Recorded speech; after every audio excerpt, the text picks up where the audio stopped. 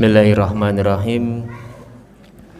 Assalamualaikum warahmatullahi wabarakatuh.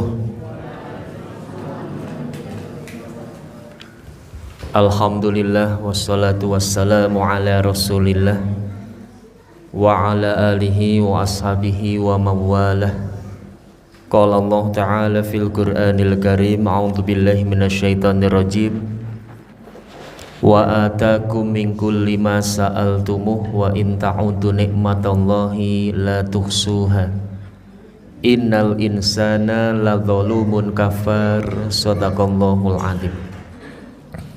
Wa qala laqad kana lakum fi rasulillahi uswatun hasanah liman kana yarjullaha wal yawmal akhir wa dzakarallaha katsiran.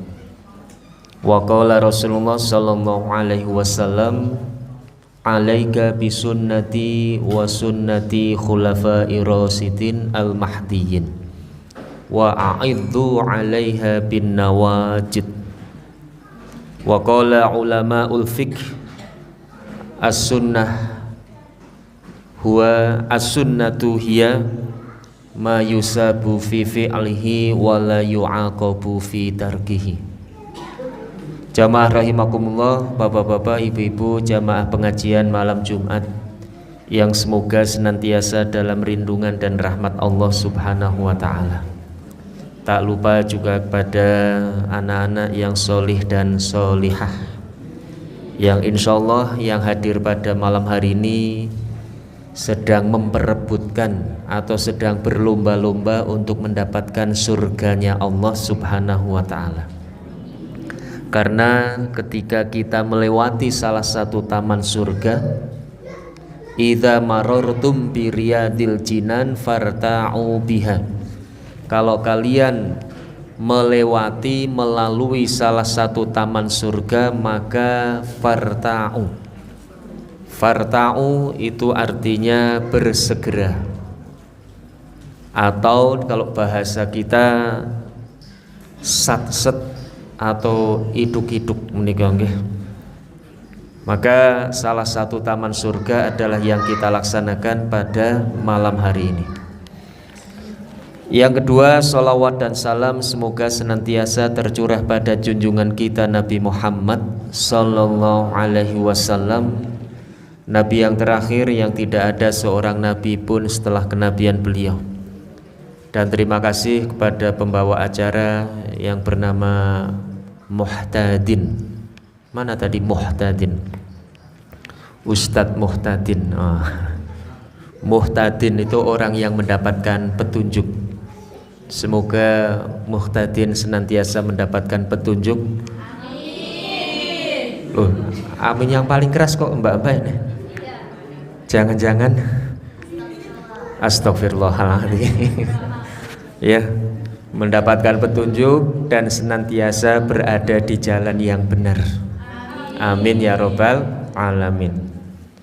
Jamaah rahimakumullah, kita masih melanjutkan kebersamaan kita metode atau yang beberapa saat yang lalu kami sampaikan, yaitu tentang 24 jam bersama Rasulullah sallallahu alaihi wasallam. Kenapa umat Islam harus bersyukur? Karena seluruh apapun yang dikerjakan oleh umat Islam itu ada tuntunannya. Di dalam Al-Qur'an Allah menyampaikan, al-yauma akmaltu lakum dinakum, dan pada hari ini telah aku lengkapkan. Atmamtu alaikum, al-yauma akmaltu lakum dinakum wa atmamtu alaikum nikmati wa raditu lakumul islamadina. Hari ini telah aku lengkapi dan telah aku sempurnakan. Jadi agama Islam itu bukan hanya lengkap tetapi juga sempurna. Bukan hanya sempurna tetapi juga lengkap. Bisa kita lihat satu toko umpamanya yang sempurna, yang hebat, sempurna, kualitas nomor 1. Itu biasanya umpamanya di distro umpamanya ya. Ini anak-anak bajunya beli di distro atau di mana ini? Oh, Elena ya. Jadi kalau di distro itu kan wah, nomor kualitasnya pasti nomor 1. Tapi tidak lengkap. Kalau beli di distro tidak lengkap tapi kualitasnya hebat. Minta maaf, kalau beli di pasar ya, dibeli di pasar lengkap tapi kualitasnya kalah dengan di distro. Itu gambarannya ya. Saya tidak mendiskreditkan pasar ataupun tidak melebihkan distro, tapi untuk memudahkan gambaran. Jadi kalau beli di pasar itu apa saja ada, tapi kualitasnya minta maaf di pasar. Kalau di distro kualitasnya nomor 1 tapi tidak ada lengkapnya. Lah agama Islam itu agama yang apa saja ada dan jaminan mutu kualitasnya nomor 1. Jadi itu agama Islam. Al yauma akmaltu lakum dinakum, lengkap. Di samping lengkap juga tamam. Tamam itu artinya sempurna. Maka ada orang yang namanya Pak Mutamam, itu berarti sempurna. Tidak hanya sempurna tetapi lengkap, tidak hanya lengkap tapi juga sempurna. Itulah agama Islam. Dan yang ketiga, wa raditu lakumul Islam madina. Dan agama Islam juga agama yang diridhoi. Diridhoi oleh Allah Subhanahu wa taala. Raditu lakum. Yang pertama lengkap, yang kedua sempurna, yang ketiga diridhoi oleh. Maka kalau ada kadang-kadang menerjemahkan itu agama Islam. Kadang-kadang beberapa saat yang lalu kita mendengar ada yang mengatakan bahwa agama yang paling benar adalah agama Islam. Ternyata kalimat agama yang paling benar itu ternyata tidak benar. Artinya agama yang paling benar, terjemahan ini ternyata tidak benar. Terus yang benar bagaimana? Yang benar adalah agama yang benar di sisi Allah adalah agama Islam. Apa bedanya yang paling benar dengan yang benar? Kalau yang paling benar berarti ada yang benar. Kalau yang paling benar berarti ada yang benar. Paling putih berarti ada yang putih. Paling coklat berarti ada yang coklat. Paling hitam berarti ada yang hitam. Di antara yang hitam ada yang paling. Di antara yang putih ada yang paling. Di antara yang coklat ada yang paling. Maka hitam putihnya harus jelas. Agama yang benar di sisi Allah adalah Islam. Yang lain bagaimana? Yang lain salah. Apa adik-adik? Yang lain itu kita ngadakan kajian, paling benar adalah Islam. Yang benar, bukan yang paling salah lagi. Yang benar adalah Islam. Jamaah rahimakumullah, lengkap dan sempurna. Di samping lengkap juga sempurna. Minta maaf, dari bangun tidurnya saja sudah dituntunkan. Bagaimana kita bangun tidur? Masih ingat notulennya kemarin? Halo, masih ingat? Bagaimana? Hari ini ulangan ya anak-anak ya.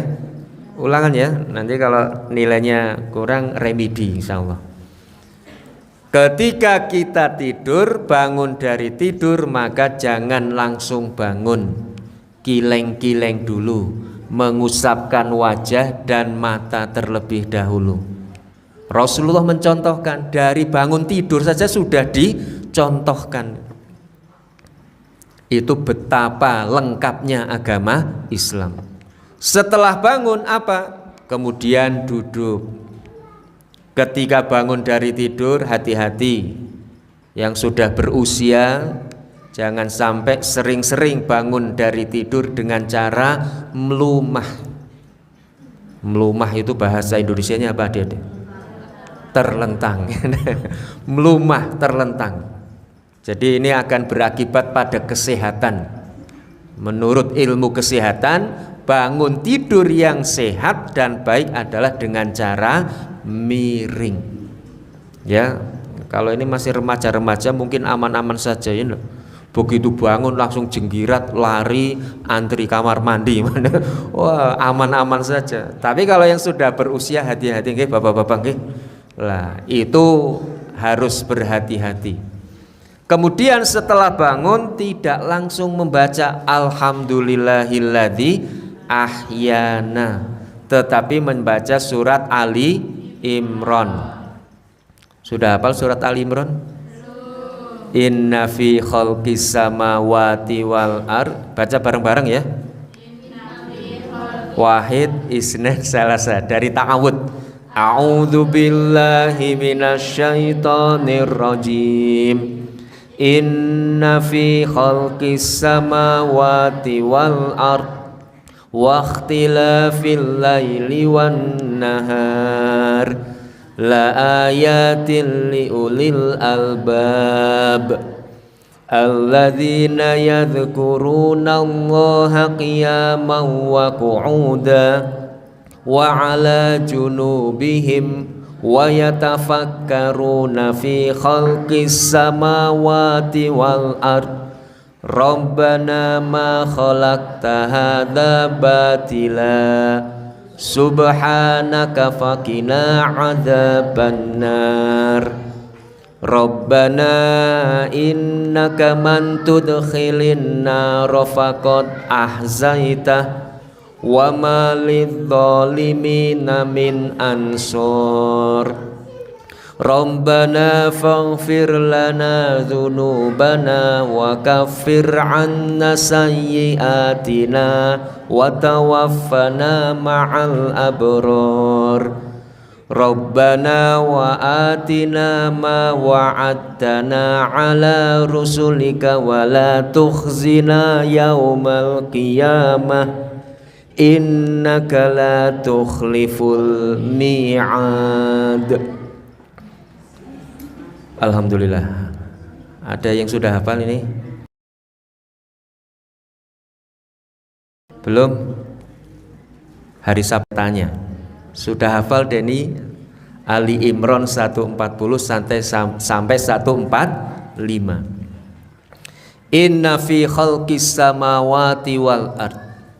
Sesungguhnya di dalam penciptaan langit dan bumi. Waqtilafil laili wan nahar la ayatil liulil albab. Dan bergantinya siang dan malam ada tanda-tanda kebesaran Allah bagi orang yang mau berfikir. Kalau tidak mau berfikir, ganti malam, ganti siang, berputarnya siang dan malam biasa saja. Itu orang yang tidak mau berfikir. Maka Allah kemudian menyampaikan liulil albab, bagi orang yang mau berfikir. Siapa mereka? Alladzina yadhkurunallaha qiyaman. Mereka orang-orang yang senantiasa berzikir kepada Allah pada saat berdiri, wa qu'udan atau ketika berbaring, wa ala junubihim atau ketika atau ketika duduk atau ketika sedang berbaring. Wa yatafakkaruna fi khalqis samawati wal ard, dan senantiasa berfikir di dalam penciptaan langit dan bumi. Ada yang tahu berapa luasnya langit dan bumi? Di dalam ilmu IPA mungkin berapa luasnya, sampai di mana batasannya, kita sedang kemana, ya enggak? Halo adik-adik, kita sedang kemana, bumi dan matahari serta 9 planet itu senantiasa berputar itu. Masya Allah, berputar tiada henti, berputar mengelilingi masing-masing, mengelilingi matahari, terus berputarnya sampai di mana nanti balik lagi umpamanya ya. Kalau kita bermain di alun-alun berputar 7 kali, 2 kali, 10 kali jelas putarannya. Mulai dari Kodim nanti berputar selesai di Kodim. Mulai dari depan Adipura nanti selesai di depan Adipura. Lah kita bersama matahari, bumi, 9 planet berputar mengelilingi alam raya semesta ini, batasannya di mana? Wallahu a'lam. Bahkan ketika kita memikirkan kita sendiri saja belum selesai ya. Kita memikirkan diri kita, yang ada dalam diri kita saja belum selesai. Maka ada yang menyampaikan man arafa nafsahu faqad arafa rabbahu. Ini jamaah rahimakumullah, qu'udan. Maka kiaman alladzina yadhkurunallaha qiyaman, salah satunya ketika sholat. Tadi Mas Muhtadin membacakan notulen pertemuan yang kemarin tentang zikrullah. Jadi zikrullah itu salah satu yang paling hebat adalah ketika sholat. Maka jamaah rahimakumullah, sholat itu cerminan kehidupan kita. Kalau sholat kita zikrullahnya 50%, bisa dipastikan dalam kehidupan di luar sholat sama dengan sholat kita. Kalau sholat kita zikrullahnya 100%, itu sama dalam kehidupan kita di luar sholat, itu juga 100%. Artinya apa? Yang disediakan oleh Allah untuk berzikir saja kadang-kadang biar repet, apalagi yang terbuka lebar bebas, tidak diperintahkan secara khusus untuk zikrullah dalam kehidupan kita sehari-hari. Kenapa? Dalam Al-Quran Allah menyampaikan wa aqimis sholata li dzikri, dan dirikanlah sholat untuk mengingatku. Jadi Allah menyediakan waktu sholat itu hanya untuk zikrullah. Tadi ketika sholat isya 100% ingat kepada Allah, atau 50% atau biar pet ibu-ibu bapak-bapak? 50% kan? Ada yang ingat ini pengajian, siapa yang isi ya kira-kira ya? Yang panitia umpamanya apalagi yang ingin mengisi membaca notulen, nyongku maca notulen deg-degan ora. Apalagi ya tadi yang jadi MC ya, yang MC mana nih? Latihan ketika sholat saja dipikir ya ndak? Nanti urutannya begini, itu ketika sholat. Saya tidak mengingkari, saya tadi juga ingat ketika sholat, ingat pengajian di PAY. Ya, iya. Ingat di PAY itu. Kenapa? Wah, Denny tadi WA saya, Ustadz Yuli nanti malam ngisi pengajian di PAY. Padahal saya masih di perjalanan dari Semarang itu, ngantar Mbak Risa lomba tapak suci. Alhamdulillah juara 1 tingkat Jawa Tengah. Alhamdulillah ya dah. Maka tadi ketika saya baru pulang dari Semarang, karena menang saya tetap semangat ngisi pengajian di PAY itu. Siap Mas Denny. Kemarin notulennya apa ya? Lupa Ustadz.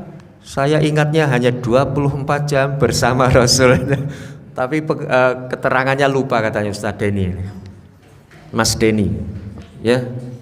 Jamaah rahimakumullah, kembali ya kepada sholat itu. Jadi sholat itu cerminan kehidupan kita. Kalau sholat kita zikirnya banyak, kehidupan sehari-hari zikirnya banyak. Kalau sholat kita ingat kepada Allahnya biar pet, maka sama ketika dalam kehidupan sehari-hari ingat kepada Allahnya juga biar cepat. Wasta'inu bisabri wa sholah wa qu'udan wa ala junubihim wa yatafakkaruna fi khalqis samawati wal ard, dan senantiasa memikirkan di dalam penciptaan fi khalqis samawati wal ard, penciptaan langit dan bumi. Dan jamaah rahimakumullah, penciptaan langit dan bumi itu bukan hanya langit dan bumi saja, tetapi apapun yang ada di langit dan bumi senantiasa kita pikirkan penciptaannya. Contohnya, kenapa Allah menciptakan mulut hanya satu, telinga hanya dua? Itu ternyata supaya apa? Supaya kita banyak mendengar dan sedikit bicara. Seperti semangatnya HW, ya enggak? Semangatnya HW apa itu?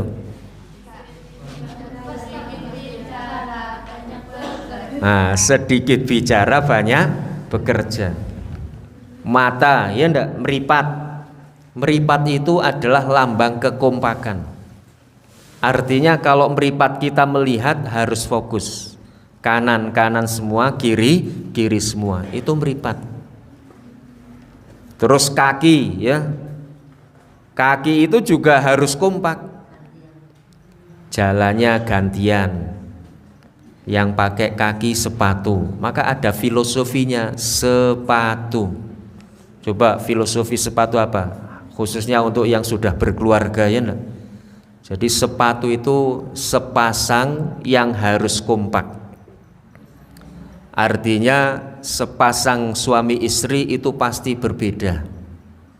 Kalau suami istri kok sama, kira-kira bagaimana ibu-ibu, bapak-bapak? Konslet, ya enggak? Suami istri pasti berbeda. Sepatu saja ada kanan, ada kiri. Coba kalau sepatu kiri semua, kira-kira anak-anak mau pakai atau enggak? Sepatu kok kiri semua, enggak mau. Lah, sepatu itu melambangkan kekompakan. Ketika berjalan harus satu-satu, ya enggak? Kanan maju, kiri jadi tumpuan. Kiri maju, kanan jadi tumpuan. Tidak ada yang namanya sepatu ingin semuanya maju. Coba umpamanya ya, kalian pakai sepatu dua terus ingin sampai bersama-sama kanan dan kiri, artinya melangkah bareng antara kanan dan kiri, itu jadinya meloncat, ya enggak? Denny dari PAY ke SMP pakai sepatu meloncat-meloncat, itu jadi apa itu? Kayak Denny ya enggak? Tidak indah. Maka sebagai sepasang suami istri, kalau suaminya mau maju, istrinya jadi tumpuan. Kalau istrinya yang mau maju, suaminya jadi tumpuan. Nanti kemenangannya bersama-sama. Itu namanya sepatu. Terus yang kedua, yang namanya sepatu itu tidak pernah berganti posisi. Kaki kanan harus sepatu kanan, kaki kiri harus sepatu kiri. Coba adik-adik ke sekolah sepatunya diganti, yang kiri dipakai kanan, yang kanan dipakai kiri, gimana? Halo, enggak enak, ya enggak? Tidak enak. Artinya antar suami istri, wah ini kok jadi pengajian pranikah ya? Antar suami istri itu tidak bisa berganti posisi. Yang namanya suami harus qawwamuna 'alan nisa, pemimpin bagi keluarga. Yang namanya wanita harus menjadi madrasatul ula, menjadi sekolah yang pertama bagi anak-anaknya. Itu tidak bisa menjadi ganti posisi. Meskipun kalau kita lihat dalam satu keluarga, yang laki-laki suami bekerja, kemudian yang istri juga bekerja, tidak apa-apa. Tetapi kepemimpinan tetap di tangan suami. Itu baru sepatu. Jamaah rahimakumullah. Kita lanjutkan. Satu lagi. Kita senam jari ya. Punya jari atau enggak adik-adik? Punya ya. Jarinya berapa? 10. Kanan 5, kiri 5. Coba jarinya dibegini-begini kan. Masih bisa bergerak? Masih. Alhamdulillah. Bapak-bapak masih ya? Masih. Biar tidak ngantuk ini. Sekarang jarinya ditempelkan, yang kanan dengan yang kanan. Yang kanan dengan yang kiri. Punya kita sendiri, jangan yang lain. Sudah? Sudah pas ya ditempel ya? Sudah.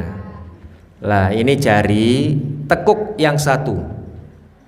Jangan begini ya. Yang ditekuk satu saja, jangan dua. Kalau dua nanti seperti metal. Tekuk satu, setelah tekuk satu tempelkan lagi. Sudah? Yang ditekuk ditempel. Yang ditekuk jari apa itu? Jari tengah. Sekarang ibu jari digerakkan dari hitungan 1, geraknya 3 ya. 1, 2, 3. Geraknya nempel, geraknya maju mundur gitu. Ditemukan 1, 2, dibuka, ditemukan. Bisa nggak? Begitu. 1, 2, 3. Sudah? Ya, seperti itu ya.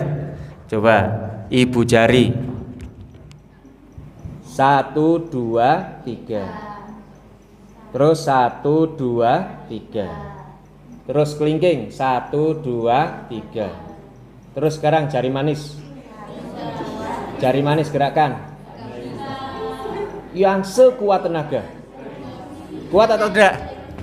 Bisa atau tidak? Ada yang bisa, ada yang tidak. Tapi betapa sulitnya ketika kita membuka jari manis. Betul bapak-bapak, ibu-ibu? Halo, betul ya? Sekarang saya terangkan. Ini inna fi khalqis samawati wal ard Rabbana ma khalaqta hadza batila. Ya Allah, tidak ada yang Engkau ciptakan sia-sia. Dengarkan. Ibu jari, namanya saja ibu, berarti melambangkan orang tua. Ya enggak? Jadi ibu jari itu melambangkan orang tua. Ibu-ibu, kalau ibu-ibu mungkin sudah jarang sekali ya. Ini yang pasangan-pasangan muda, termasuk saya sendiri, sudah berpisah dengan orang tua. Ya enggak? Pak Yuli masih punya orang tua, tapi sudah berpisah rumahnya dengan orang tua. Jadi antara orang tua dan anak itu mudah untuk berpisah. Dan perasaan orang tua dan anak ketika berpisah tidak ya sedih, tetapi cepat hilangnya. Itu ibu jari. Terus sekarang ini apa ini anak-anak? Telunjuk, menunjukkan hubungan antar saudara. Sekarang kalian anak-anak, adik-adik, saudara pasti lebih baik berpisah. Nah, Denny nanti ketika adiknya juga adiknya menikah, pasti memilih untuk berpisah. Ya enggak? Kalian juga sekarang bareng sama adiknya, bareng sama kakaknya, tapi nanti begitu kalian menikah, lebih kalian pisah. Kenapa? Karena kalau sudah menikah itu ya sudah sendiri-sendiri. Ustadz Yuli dengan Ustadz Kosdan dulu tidur bareng, makan bareng. Nggih, ibu-ibu nggih. Nah, itu keluarga atau kakak adik. Sekarang ini apa sekarang? Ini kelingking, hubungan anak dengan orang tua. Anak dengan orang tua. Ini bapak-bapak, ibu-ibu. Kalau anaknya dibawa suaminya, boleh nopo mboten ibu-ibu? Halo ibu-ibu. Anaknya yang putri umpamanya dapat Kalimantan. Wow, nih. Dapat Kalimantan. Terus suaminya tugas di Kalimantan. Apakah kemudian ibu-ibu akan mengatakan, "Oh Jogowo, wis kono nek arep lunga ya lunga, bojomu neng kene wae." Itu tidak. Seorang tua akan mengikhlaskan anaknya ketika dibawa oleh suaminya, ketika tugas di luar kota ya. Atau bapak-bapak ketika putranya, Bu, saya mau menikah. Setelah menikah, Bu, saya mau misah, mau bikin rumah, mondasi di belakang rumah. Wah, bapak ibunya bangga ya enggak? Enggak apa-apa, nanti ibu bapak bantu. Tidak kemudian wis mangan ora mangan ngumpul, ngoten napa mboten Ibu? Tidak ya enggak. Anak-anak kita pamitan misah dengan orang tua justru malah bangga dan didukung. Terus anak-anak yang jari manis melambangkan apa? Kalau cincin nikah makainya di mana? Cincin nikah makainya di jempol atau di jari manis? Kalian nanti ketika tukar cincin di jempol atau di jari manis? Jari manis. Jadi jari manis itu melambangkan pasangan hidup kita. Apa anak-anak? Pasangan hidup kita. Artinya berpisah dengan pasangan itu Masya Allah. Maka kemarin ketika pernikahan Ustadzah Zula, saya ajari suaminya. Suaminya namanya Ustadz Fadil. Ustadz Fadil saya ajari senam jari, 1, 2, 1, 2, 1, 2. Terus saya terangkan tadi ibu jari orang tua dan anak. Terus telunjuk itu antara kakak dan adik. Terus celingking itu antara anak dan orang tua. Terus jari manis katakan sama pasanganmu, antara aku dan dirimu. Ya enggak? Paham? Antara siapa? Antara aku dan dirimu. Betapa sulitnya untuk berpisah. Itu judulnya jadi Robbana ma khalaqta hadza batila. Ya Allah, tidak ada yang Engkau ciptakan semua ini sia-sia. Kita lanjutkan ya. Kita lanjutkan. Kemudian pergi ke tempat wudhu berwudhu. Setelah berwudhu kemudian sholat 2 rakaat syukrul wudhu. Di dalam hadis Rasulullah menyampaikan, man sholla rak'ataini ba'dal wudhu qabla ayyatahaddasa ghufira lahu ma taqaddama min dambi. Barang siapa yang sholat 2 rakaat setelah wudhu qabla ayyatahaddasa, ternyata sebelum dia bercakap-cakap atau berbicara, maka akan diampuni dosa-dosanya yang telah berlalu. Dan di dalam wudhu membaguskan wudhu. Kenapa? Karena di dalam Al-Quran pun Allah menyampaikan fa'ahsanal wudhu, maka perbaguslah wudhunya. Ini tentang wudhu ya. Tentang wudhu kadang-kadang anak-anak sangat meremehkan. Apalagi kalau sudah mencuci kaki. Ya, mencuci kaki beberapa saya temukan di kasus itu, kaki itu ketika dicuci tidak dipegang, hanya dijulurkan. Padahal ada perintahnya untuk menyela-nyela jari jemari kaki. Itu yang pertama. Yang kedua, ada perintah untuk menggosok atau perintah untuk menggosok dengan kuat. Itu ketika kita berwudu. Rasulullah Shallallahu Alaihi Wasallam menyampaikan, barang siapa yang berwudu kemudian ada sebagian dari tubuhnya atau anggota tubuhnya tidak terkenai air, maka dia tidak sah wudunya. Di dalam hadis disebutkan, mana ini hadisnya saya lupa ini. Anna rojulan ata Nabi Sallallahu Alaihi Wasallam waqad tawaddoa. Seseorang datang kepada Nabi Muhammad Sallallahu Alaihi Wasallam dan dia sudah berwudu. Waqad tawaddo'a wa taraka maudhi'adz-dzufr, dan dia meninggalkan salah satu dari kukunya, baru kuku. Nggih. Wa fi lafdzin min Ibni Majah lam yusib humaan, dari lafadz yang berasal dari hadis yang diriwayatkan Ibnu Majah, tidak terkena air, padahal hanya satu kuku. Maka anak-anak yang putri khususnya ketika pakai pitek itu kan ketika biasanya datang bulan, ya enggak? Kamu kenapa pakai pitek? Oh, saya sedang datang bulan. Artinya apa? Kalau tidak datang bulan dilarang pakai pitek. Kenapa? Karena kukunya tidak terkena air. Jadi hanya sebatas kuku saja apa yang diperintahkan oleh Rasul kepada sahabat yang kukunya tidak terkena air.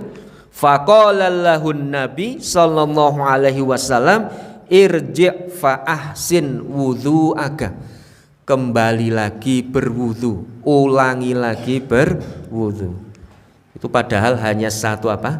Satu kuku. Maka jamaah rahimakumullah, kita harus berhati-hati ketika berwudu. Kenapa? Karena al-wudu miftahus sholat. Wudu adalah pembuka pintu sholat. Kalau wudunya tidak benar, ibarat bahwa kita punya kunci tapi kuncinya rusak. Pernah buka pintu yang kuncinya rusak atau belum? Atau buka pintu tapi bukan pas kuncinya. Sekuat apapun kita memutar pintu atau kunci itu tidak akan terbuka. Kenapa? Karena kuncinya rusak. Kuncinya tidak pas, kuncinya dol, ya enggak? Nah, inilah kehati-hatian Rasulullah ketika kita berwudu. Jamaah rahimakumullah, memang ada di dalam wudu ketika kita mengusap kepala. Beberapa hadis ada yang mengatakan Rasulullah mengusap kepala satu kali, tetapi secara umum masaha ra'sahu salasan. Ada yang 3, tetapi ada yang masaha ra'sahu salasan atau wahidatan. Ada yang hanya sekali, ada yang 3 kali. Tetapi menurut jumhurul ulama, termasuk di sana juga ada Ali bin Abi Thalib, kemudian Ibnu Abbas, mayoritas ulama mazhab selain Abu Hanifah menyampaikan bahwa mengusap kepala itu cukup sekali. Jadi menurut Ali bin Abi Thalib, kemudian Ibnu Abbas dan jumhurul ulama, ternyata hanya satu yang Abu Hanifah. Minta maaf, padahal mayoritas mazhab di Indonesia itu kan mayoritas memahami mazhabnya Imam Syafi'i. Tetapi dalam menghapus atau mengusap kepala mengikuti Imam Abu Hanifah, yaitu 3 kali. Sementara imam-imam yang lain cukup sekali. Lah, bagaimana kemudian ketika kita menanggapi ada yang 3, ada yang 1? Untuk sekali waktu tidak apa-apa 3 kali. Sekali waktu. Tapi kalau kita sering di dalam berwudu, ya kita mengikuti jumhurul ulama dan hadis Rasulullah yang diriwayatkan oleh Bukhari, masaha ra'sahu marrotan. Mengusap kepala itu sebanyak 1 kali saja. Ini tentang berwudu, nggih. Kemudian kita berdoa, doanya asyhadu alla ilaha illallah wa asyhadu anna muhammadan abduhu wa rasuluh. Itu yang masyhur yang diriwayatkan oleh Muslim dan Nasai. Asyhadu an la ilaha illallah wa asyhadu anna Muhammadan abduhu wa rasuluh. Kalau di dalam zikir, la ilaha illallah wahdahu la syarikalah lahul mulku wa lahul hamdu yuhyi wa yumit wa huwa ala kulli syai'in qadir. Man qara'a fil yaumi atamarrah, barang siapa yang membaca zikir ini 100 kali dalam satu hari, maka Masya Allah fadilahnya sangat hebat ya, 100 kali. Lah di dalam doa itu akan diampuni dosa-dosanya. Di dalam doa berwudu juga ada kalimat la ilaha illallah wa asyhadu anna Muhammadan abduhu wa rasuluh. Asyhadu an la ilaha illallah wa asyhadu anna Muhammadan abduhu wa rasuluh. Ini doa yang pertama. Doa yang kedua di dalam riwayat Tirmidzi. Kalau yang tadi pertama Muslim dan Nasai, kalau riwayat Tirmidzi ada tambahannya Allahumma ij'alni minat tawwabina waj'alni minal mutatahhirin.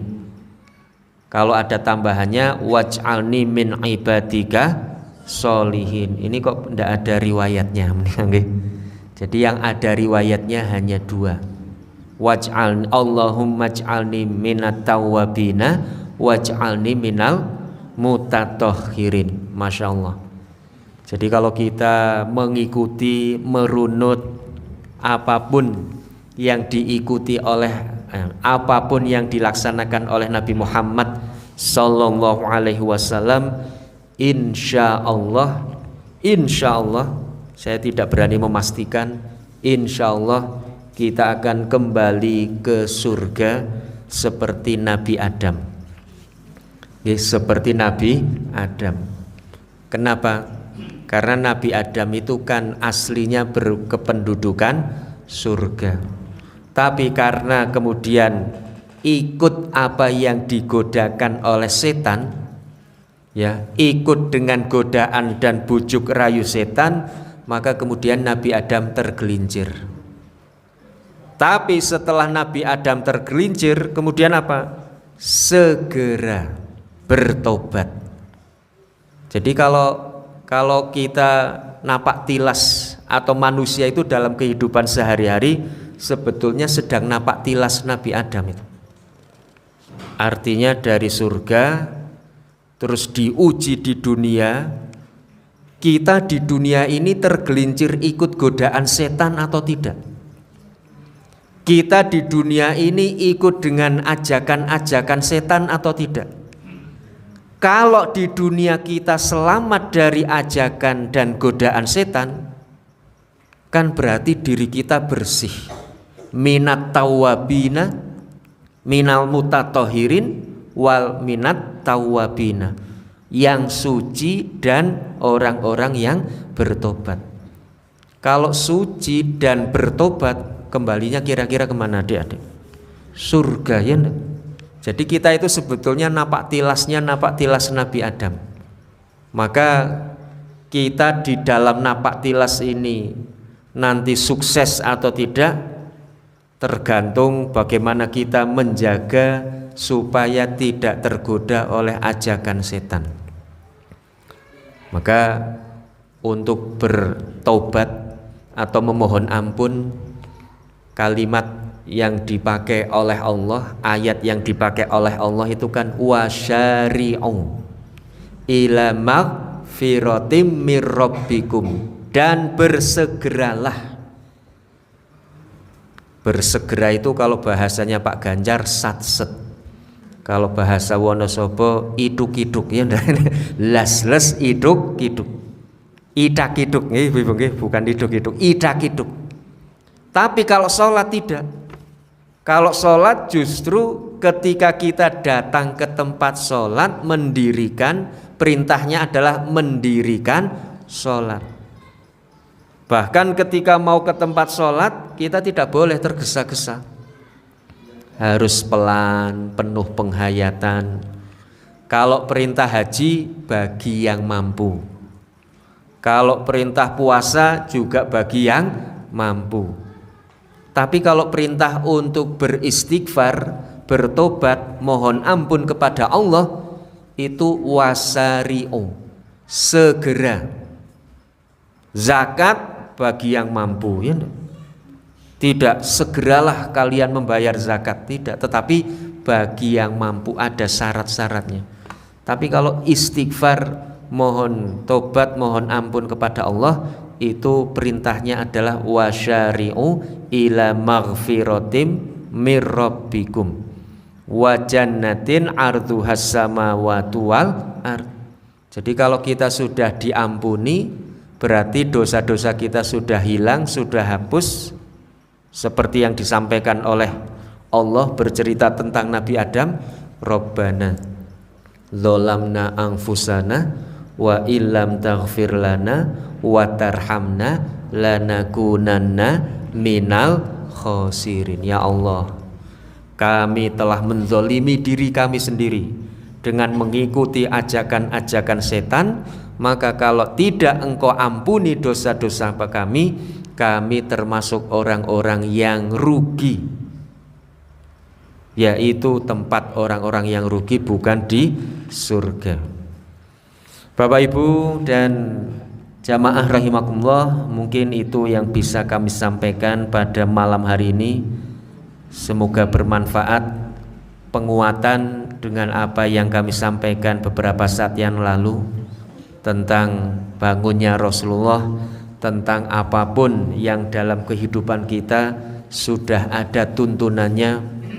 Bahkan kalau kita berzikir, setiap hembusan nafas yang kita keluarkan, setiap langkah yang kita ayunkan, semua telah dituntunkan oleh Allah dan Rasulnya. Maka beruntunglah kita sebagai muslim dan mukmin, karena kita memeluk agama yang sempurna dan lengkap serta diridhoi oleh Allah Subhanahu wa taala. Kalau ada kebenaran, kami hanya sekedar menyampaikan. Kalau ada kesalahan, kekeliruan, benar-benar atas kebodohan kami di dalam menyampaikan, maka mohon maaf yang sebesar-besarnya. Nasru minallah wa fathun qarib. Billahi taufik wal hidayah. Wassalamualaikum warahmatullahi wabarakatuh. 98 FM Purnama Sidi Wonosobo, mencerahkan, inspiratif.